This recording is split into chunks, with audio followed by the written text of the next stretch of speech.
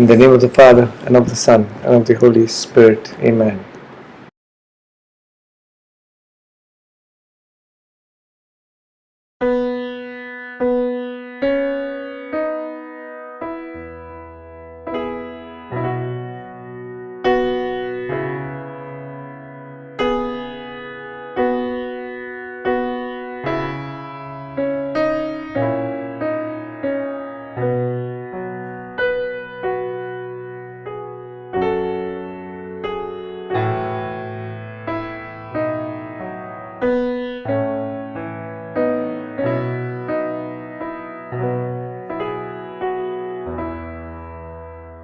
Good evening. It's such a privilege to do Bible class, and I'm grateful to God for it. As usual, it's Wednesday, and having invoked the Holy Spirit, we are now ready for the Bible class. Today we shall study chapter 27, verses 1 to 31 of the Gospel of Matthew. This is the season of Lent. It's a season of renewal. It's a season where we celebrate the very fact that God loves us. And because He loves us, He sent down His only begotten Son to redeem us. In chapter 26, we covered the earlier part of the Passion. We are doing the Passion, Death and Resurrection of Jesus. When the chief priests and their mobs, they sent their mobs to the Garden of Gethsemane to arrest Jesus. And having arrested Him, they interrogated Him in an illegal meeting of the Sanhedrin. And they have already made up their minds that they are going to take Him to Pilate, the governor. Of course, the governor was not going to wake up in the middle of the night for them. So they'll have to wait till the next morning.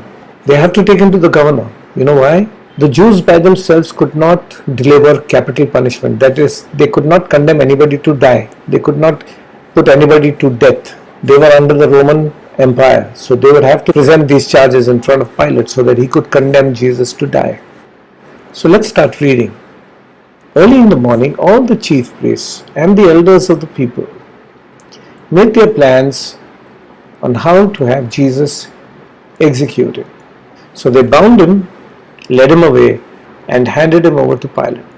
Early in the morning, somewhere around 6 or maybe even earlier. They had already formulated a charge. In Matthew, in the last chapter, we read in verses 65 and 66 of chapter 26, we read that the charge was blasphemy. But they knew if they took the charge of blasphemy to Pilate, Pilate would just throw it out, because Pilate did not know the Jewish religion and he did not even care for the Jews, and in fact he despised the Jews because of their superstitions, and he thought that they had their prejudices. So Pilate would not listen to them. So what they did, they changed the charge. Now Matthew does not mention it, but in the book of Luke, in chapter 23 verse 2, Luke writes, the three charges they presented to Pilate about Jesus. The charges on Jesus were: 1, subverting the nation, that he was a revolutionary; 2nd, that he opposes paying taxes to Caesar; and 3rd, he claims to be the Messiah, a king.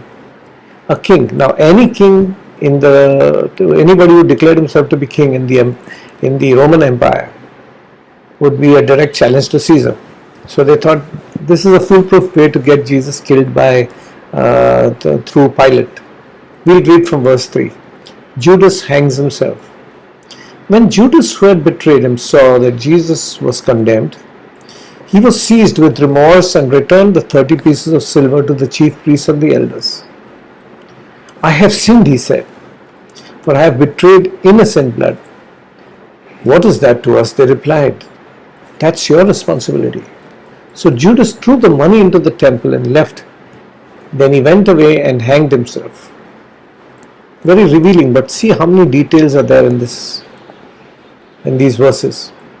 First of all, 30 pieces of silver was about 4 months of salary or wages for a common man. It was not much money.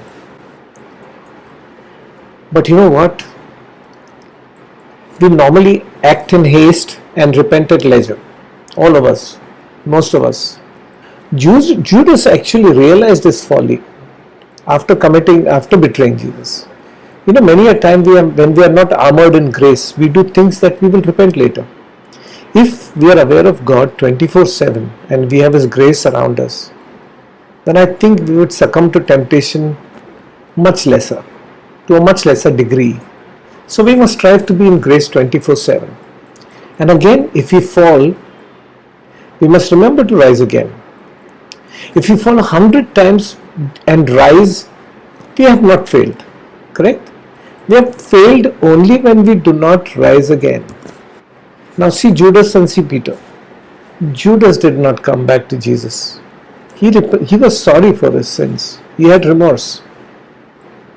But he gave up hope. He forgot that Jesus had preached the parable of the prodigal son. So filled with guilt was he that he went and hanged himself. Now look at Peter. Peter did not, even after denying Jesus thrice. He did not give up on Jesus. He did not give up hope in his life. Now, Judas went back to them and said, "Take back the money. I have sinned, for I have betrayed innocent blood."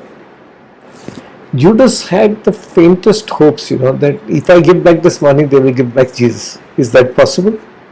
No. Many times we commit a sin. And then we repent. Can we undo the sin? No. The terrible thing about sin is that we cannot put the clock back. We cannot undo what we have done. So beware. That is why all we need in our life is grace. When we have grace, nothing else matters. Only God does. So, why did he throw the money in the temple? Yes, the chief priests were not willing to accept that money back again because it was blood money, they said. He threw the money into the temple and left, and then went away and hanged himself. Why did he throw the money? You know why? See, he must have entered the temple. I have explained the temples of Jerusalem. I have explained how the layout was.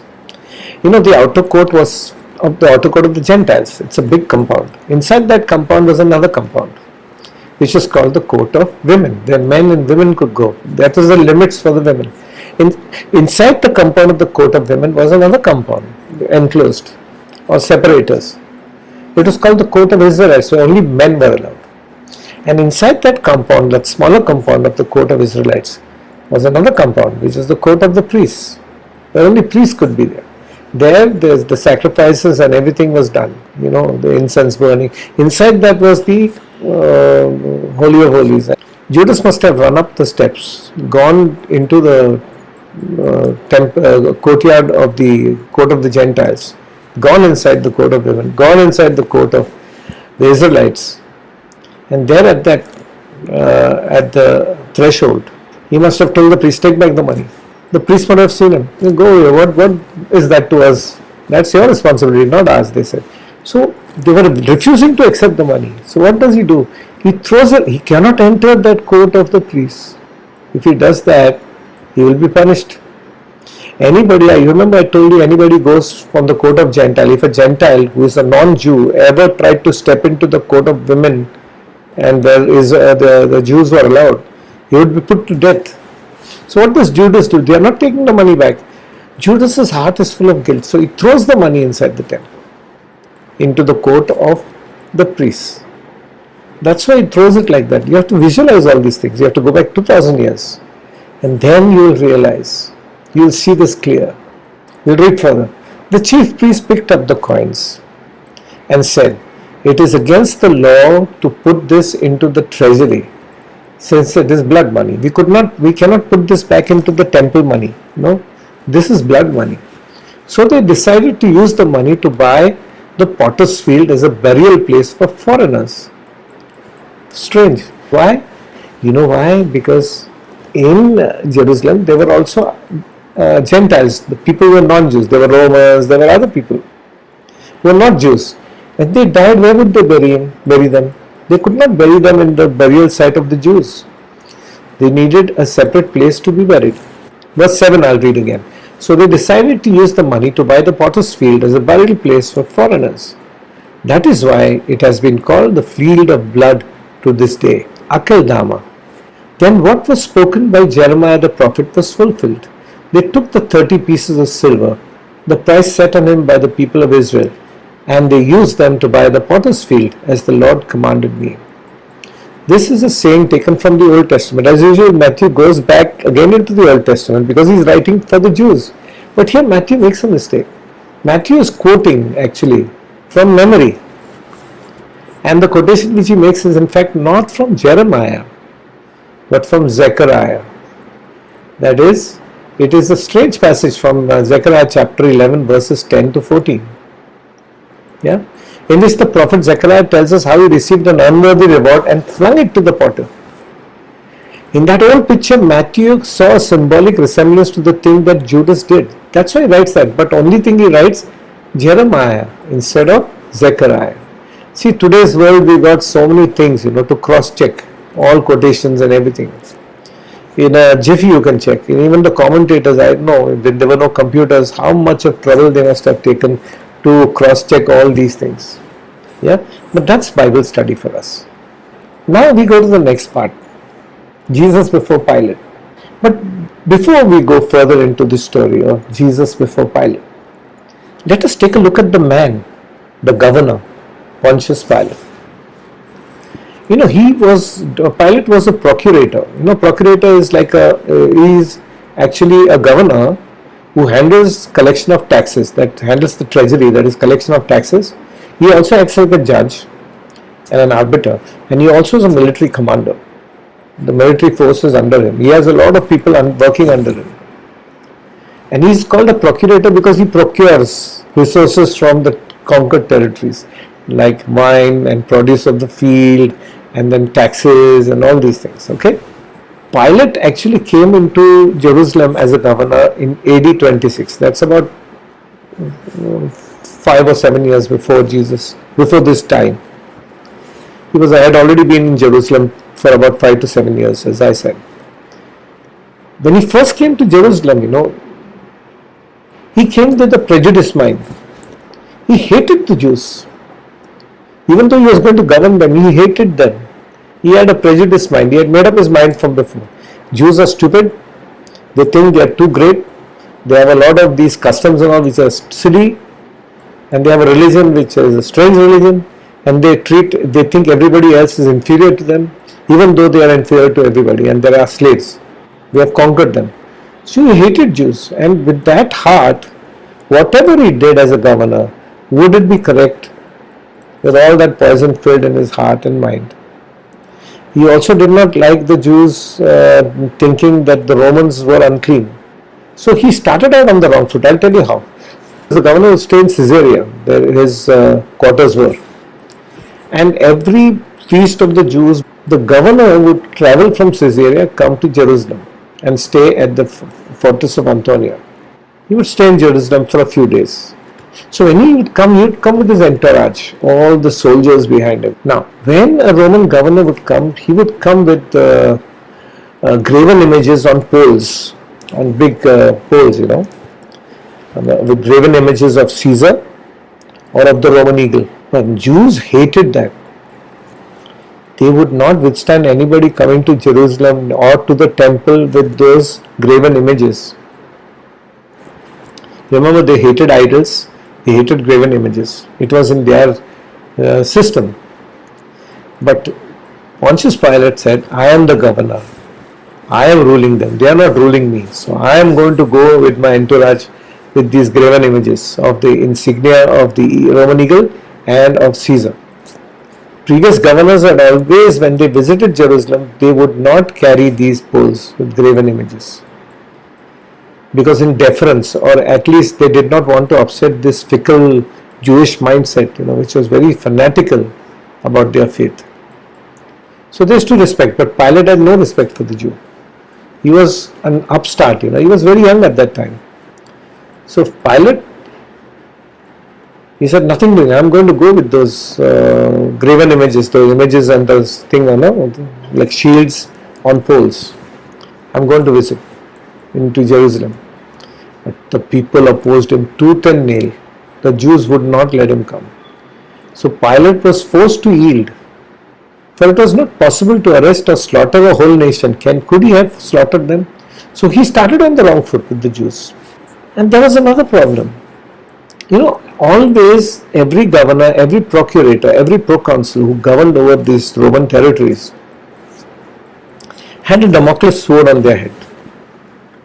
If anybody complained against the governor and that complaint was valid and was taken to Rome to the emperor, the governor could be in trouble. It was like a report card, like customer service of today.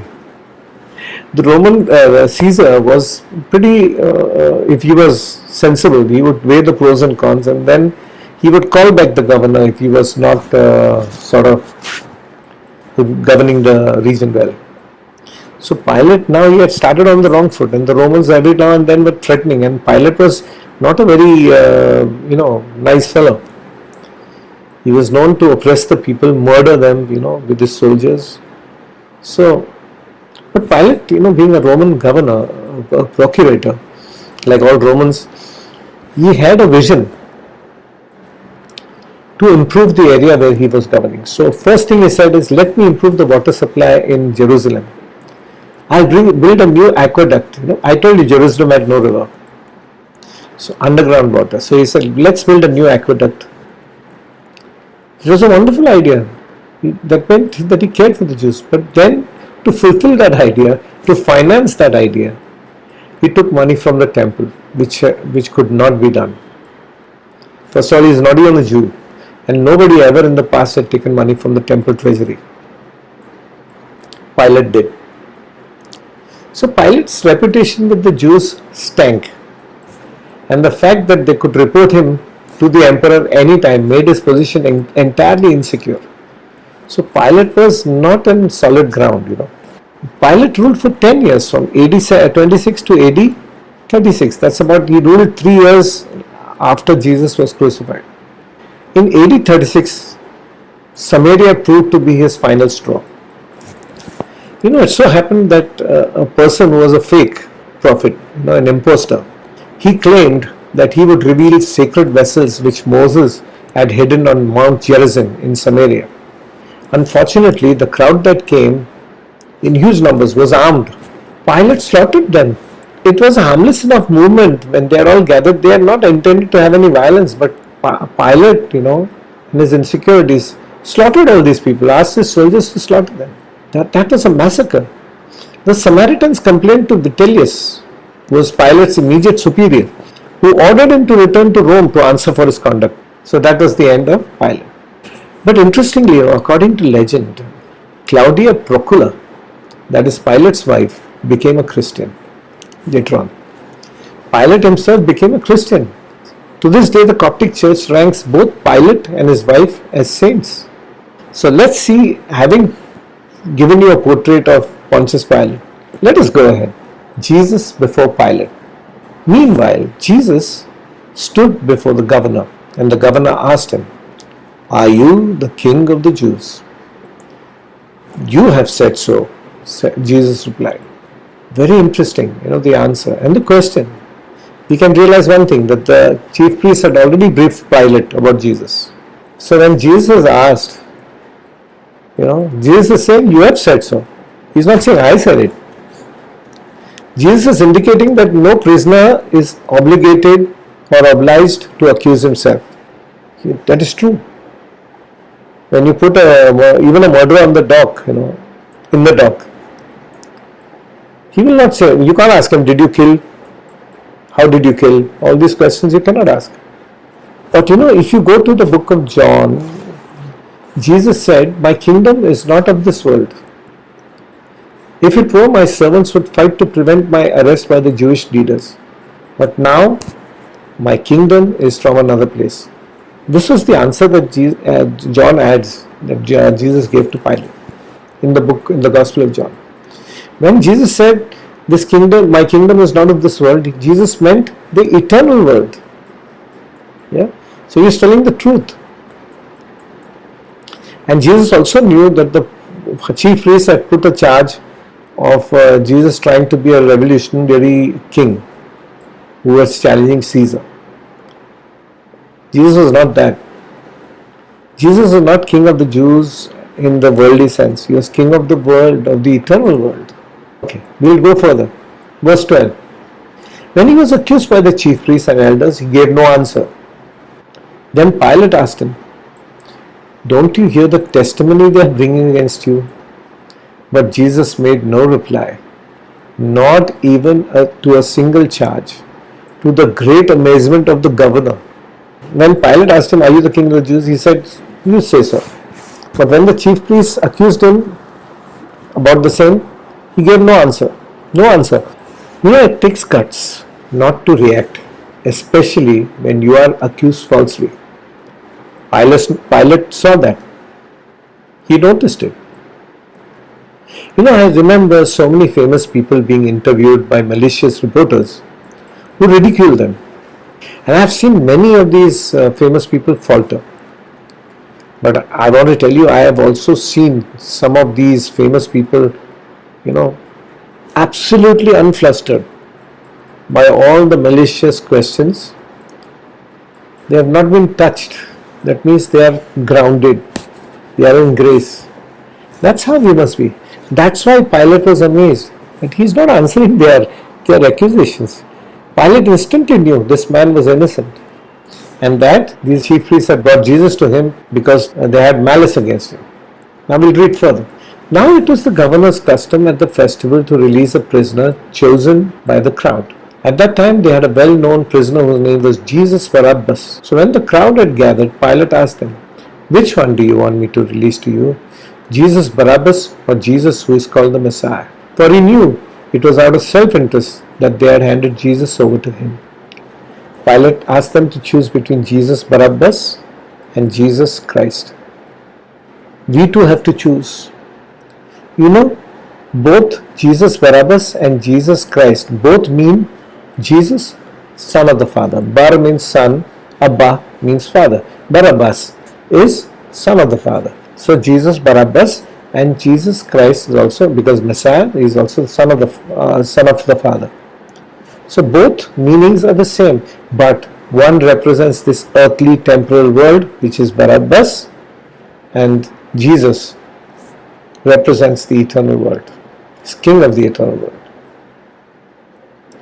The Jews had to choose, and according to human nature, they chose Jesus Barabbas. They did not choose Jesus Christ. It is up to us to choose. What are we going to choose? Now, verse 19. While Pilate was sitting on the judge's seat, his wife sent him this message: "Don't have anything to do with that innocent man, for I have suffered a great deal today in a dream because of him." God speaks to us in different ways.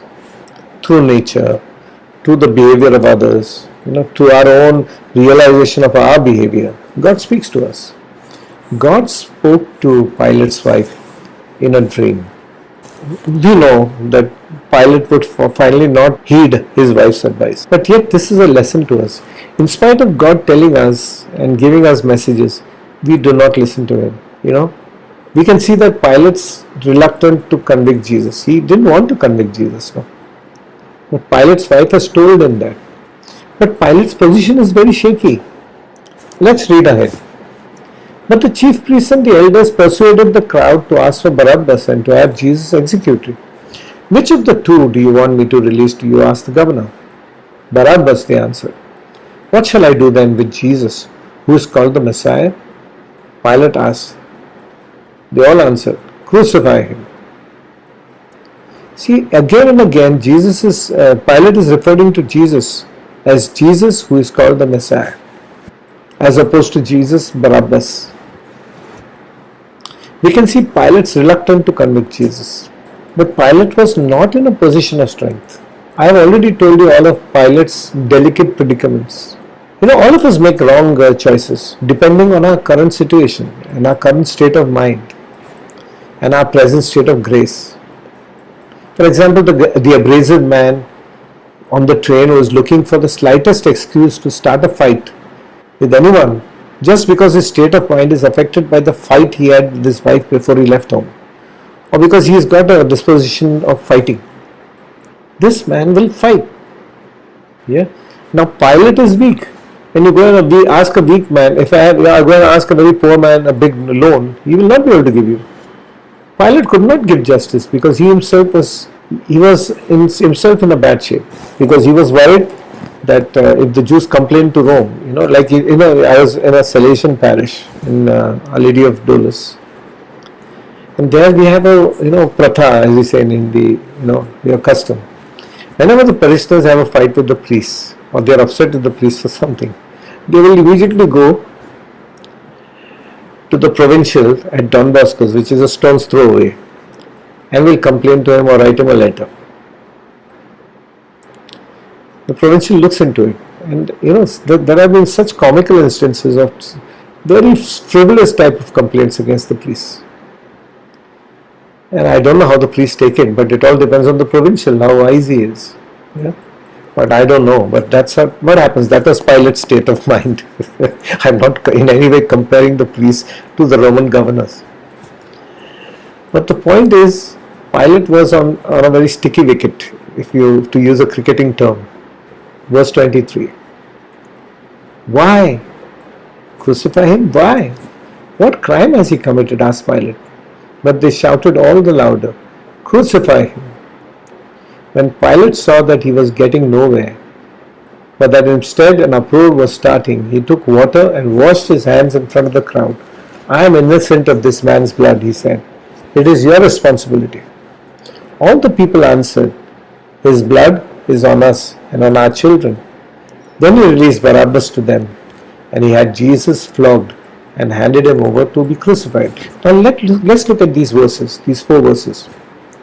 Pilate knew that Jesus was innocent, and he did not want to condemn Jesus to death. He did not want. We can see this, and also his wife had warned him. He could see clearly that this is an innocent man.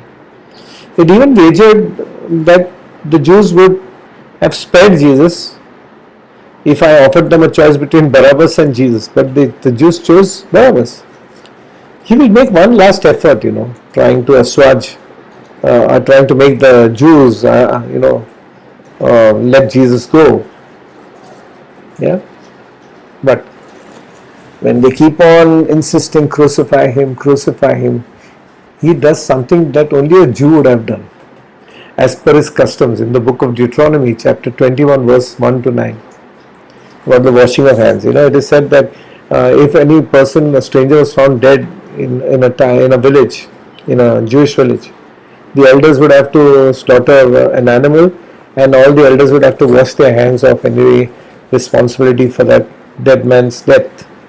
So this is a custom that see how Pilate is following the Jewish custom. When in Rome, be a Roman. So when in Palestine, be a Jew. So he also took water and washed his hands in front of the crowd. All theatrics to cover his weakness. All the people answered, His blood is on us and on our children. Don't worry about that. We are willing to take His blood on our hands. Verse 26 is very interesting. Then he released Barabbas to them, but he had Jesus flogged and handed him over to be crucified. Here there is only one line about he had Jesus flogged. But in the other books, I want to tell you, I'll take you through the other books, the other Gospels. As I always say, you have to read all the 4 Gospels in tandem. Then you understand better. After you finished all the 4 Gospels studying, all the 4 Gospels, Jesus will come more alive in 3D for you. So, why did he order Jesus to be flogged? See, those 2 robbers were not flogged, but Jesus was flogged. Why? Very interesting. The road to hell is paved with good intentions.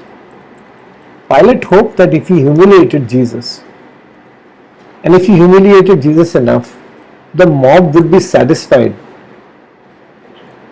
and he would not have to execute the man he believed to be innocent.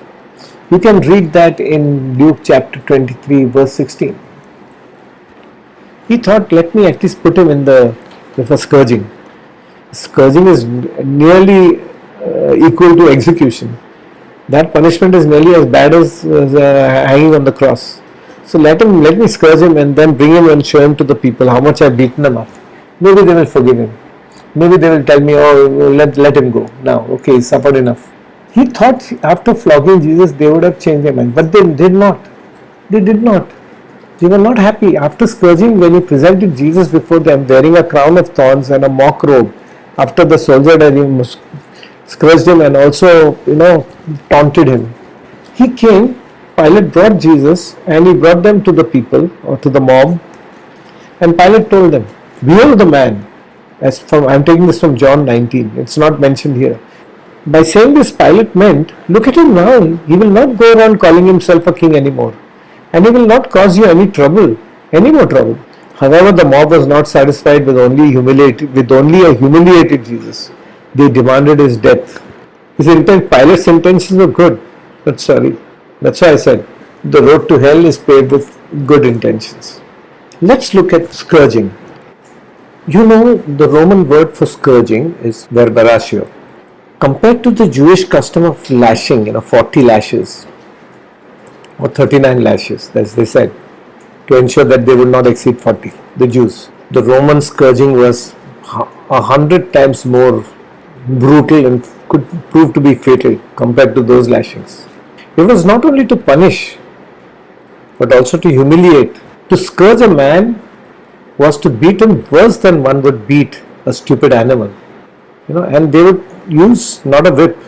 What they used was a flagellum. It was called a flagellum.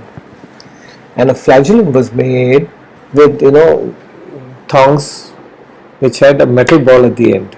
Sometimes it had hooks, like cat o' nine tails, the whip, hooks. These would go into the flesh, and not one string, there were many strings. They would go and embed themselves into the skin of the person who was being scourged. And when he used to pull out that whip, flesh would come out and blood would flow and the whole flesh would be laid bare. And unlike the Jewish custom of 40 lashes, the Roman scourging would not stop till the person who was being scourged passed out. You must have seen it in the movie The Passion of Christ. The flagellum was designed to lacerate, to make deep cuts in the flesh. First the person was stripped, clothes are taken out, and he was bound to a post like that, with his hands in front. And he was beaten from the shoulder to the loins, the waist, with that whip. And if that person who was scourged was left in the open, then flies and locusts would make it unbearable. And there would be a lot of loss of blood, immense loss of blood. It was so gruesome, It was as bad as the crucifixion itself. And remember, it was so gruesome and bad that Roman citizens could not be flogged. Jesus, if you see the movie Passion of Christ, every time that guy who is scourging Jesus is so tired, Jesus falls to the ground. If he was a pretender, he would have lain there itself and pretended to have passed out. But Jesus gets up again. And even the guy who's flogging him is so sad that this guy is not going down. He's getting up again and again. And that's how Jesus was. And what is so amazing is that, like everything else about his death, Jesus knew that he would be scourged. He mentioned it in Matthew chapter 20, verse 19. Many times he mentioned it. That he'd be tortured, beaten, scourged. Jesus knew that before he died of the torture of the cross, he would have to endure a savage, brutal beating at the hands of the Romans, who were more than ready to vent their hatred against the Jews. Because any Jew, they would love to hammer him. Jesus accepted those blows and his body was ripped open at the post for us. He was taking the punishment of the sins of the world so that we might not have to suffer the consequences of our transgressions. By his stripes we are healed. You remember in the movie, Mary Magdalene and Mother Mary come with a towel trying to wipe off the blood. The scene is so poignant, it touches your heart. This is the passion of our Lord. This is his suffering for us. Jesus had become very weak by the torture of the scourging. He had lost so much blood. No wonder he fell so many times when carrying his cross. He had no energy left. Absolutely no energy. But everything that happens for a reason. Scourging had the effect of shortening the victim's agony once he was on the cross. Suppose if a person was scourged before being hanged, the person who had been scourged before the crucifixion would die earlier than the others. Because he had already lost a lot of blood, no strength, no oxygen, he'd die early. But as I said, everything happens for a reason. When the soldiers were finally sent to ensure that the victims on the cross had died, when they finally came to break their legs, Jesus had already died by that time, and thus Jesus' bones were not broken. Not a single bone of his would be broken. It is quoted in the Old Testament about the reed, what Isaiah says. Thus, scripture was fulfilled. We come to the next and the last part of today's class. The soldiers mock Jesus. Let me tell you first of all, The soldiers did not know about Jesus. They had no hatred towards Jesus per se, but they hated all Jews. All their agony and problems and everything, and they used to leave their families and come work in a foreign land. And the Roman soldiers were very, very, battle hardened. For them to hit somebody else and make him bleed and kill him was something like practice, target practice. And they hated the Jews from the bottom of their heart. The Jews were looking down on their conquerors. That is another big problem. So let's read this from verse 27. The soldiers mocked Jesus. Then the governor's soldiers took Jesus into the praetorium and gathered the whole company of soldiers around him. They stripped him and put a scarlet robe on him, and then twisted together a crown of thorns and set it on his head. They put a staff in his right hand. When they knelt in front of him and mocked him, "Hail, King of the Jews," they said.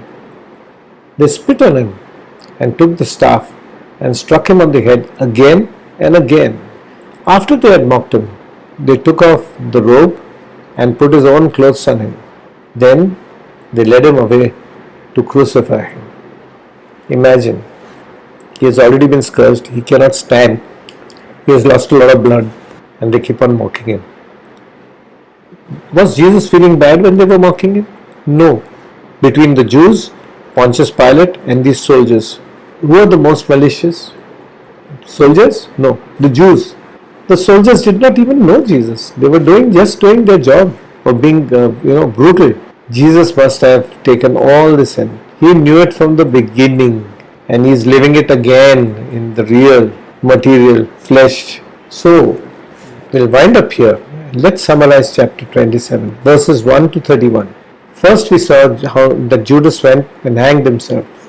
Second, we looked at Pontius Pilate closely. We looked at Pontius Pilate, the man, the governor, and his weaknesses. Then we saw how Jesus was tried before Pilate, and how Pilate tried to save Jesus by having him flogged. Bad move. But in the end, it turned out to be for the greater good, because Jesus died early and they didn't break his legs. Then we also, in the end, we looked closely at the Roman punishment of scourging and how bad it is, how the flesh is just peeled off the back. Imagine. That's all, folks. That ends Matthew chapter 27, verses 1 to 35.